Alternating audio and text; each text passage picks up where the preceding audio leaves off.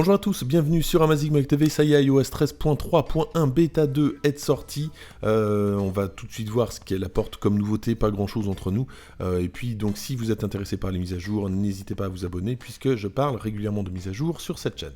Côté disponibilité, c'est disponible pour les développeurs et pour la bêta publique. Ici, je suis en bêta publique, ça pèse 250 mégas et regardez, si vous n'avez pas installé la version précédente, vous êtes à plus de 3 gigas, c'est quand même énorme. Concernant la bêta 2, pas de nouvelles fonctionnalités, comme la bêta 1 c'est une version corrective, et Apple d'ailleurs ne donne aucune information sur les corrections. Lorsqu'iOS 13.3 est sorti, on avait une nouvelle fonctionnalité qui permettait de limiter la communication, alors à certains contacts notamment, et puis il y a eu un bug, en fait, lorsqu'on avait un contact qui envoyait un message par exemple, on pouvait l'ajouter au contact, et si les contacts n'étaient pas synchronisés, on pouvait lui parler, donc c'était un gros bug. Ça aurait dû être fixé avec iOS 13.3.1, mais il semblerait que certains d'entre vous aient encore le problème, et il semblerait que iOS 13.3.1 Bêta 2 ne corrige encore pas complètement le problème. Autre bug que j'avais pas en iOS 13.3 mais depuis iOS 13.1, c'est un bug quand je fais un appel FaceTime et que je demande tout de suite à Siri quelque chose, regardez ce que j'ai. Désolé, j'entends mal ce que vous me dites. Et tant qu'on n'a pas fait autre chose, qu'on n'a pas quitté Siri, bah, on a toujours le même message, donc toujours pas corrigé avec la bêta 2 et c'est bien dommage. Par contre, très bonne nouvelle concernant le téléphone, alors depuis iOS 13.1 je crois, j'avais de gros problèmes de téléphone, ça raccrochait pendant l'appel, ça captait vraiment très mal, et depuis iOS 13.3 ça marche plutôt bien, et puis le seul problème qui restait c'était un problème d'écho lorsqu'on appelait, et depuis iOS 13.3.1 Bêta 2, le problème d'écho est résolu apparemment, en tout cas moi j'ai pas eu de problème, et ça c'est vraiment une bonne nouvelle.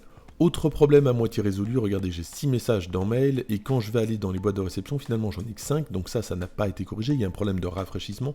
Par contre, ce qui a été corrigé, c'est que lorsque je suis dans mes boîtes de réception, je voyais par exemple 6 messages, et le sous-total n'en affichait que 4 par exemple, il y avait vraiment un gros problème. Alors c'est un petit peu mieux maintenant, mais c'est encore pas complètement réglé. Côté contrôle vocal, on est toujours en anglais, donc toujours inutilisable pour la France.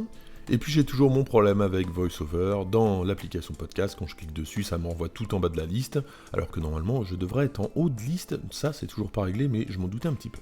Côté de vos commentaires, alors il y a toujours un problème de batterie qui revient, mais sans doute moins par rapport aux versions précédentes. Dites-moi si cette version a corrigé le problème. Moi personnellement, depuis quelques temps maintenant, j'ai vraiment plus de problème de batterie. Autre commentaire, ça concerne la saisie gestuelle. Alors j'ai pas eu le temps de répondre vraiment à ce commentaire.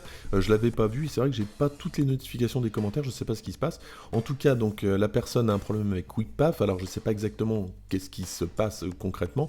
Moi j'ai pas noté de problème personnellement, j'utilise pas non plus souvent cette fonctionnalité. Dites-moi dans les commentaires si vous avez un problème ou s'il a été réglé avec la bêta 2.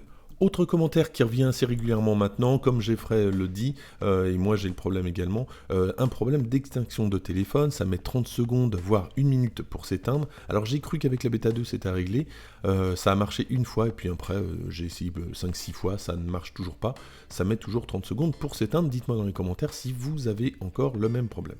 Autre problème, alors là c'est Amadilo qui nous dit que depuis iOS 13 il a vraiment un gros problème de data, toutes ces datas s'en vont.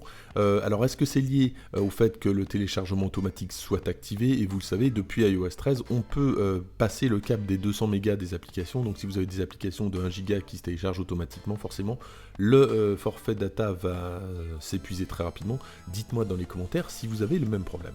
Et un dernier pour la route, alors c'est Alexandre qui dit merci pour la vidéo, alors merci à vous en tout cas d'ailleurs de commenter de plus en plus les vidéos, ça aide quand même pas mal, et puis généralement les commentaires sont plutôt sympas, c'est plutôt cool. Et donc il dit Siri se lance de façon inopinée, alors je sais pas exactement dans quelles circonstances, moi personnellement j'ai pas le problème, si vous avez le même problème n'hésitez pas à me dire ça dans les commentaires, et puis à expliquer exactement dans quelles circonstances, c'est un petit peu étrange. Voilà pour cette mise à jour iOS 13.3.1 Bêta 2, n'hésitez pas à me dire dans les commentaires si ça a corrigé certains bugs pour vous aussi. Merci d'avoir suivi cette vidéo, moi je vous dis à très bientôt, et n'hésitez pas à vous abonner, à bientôt.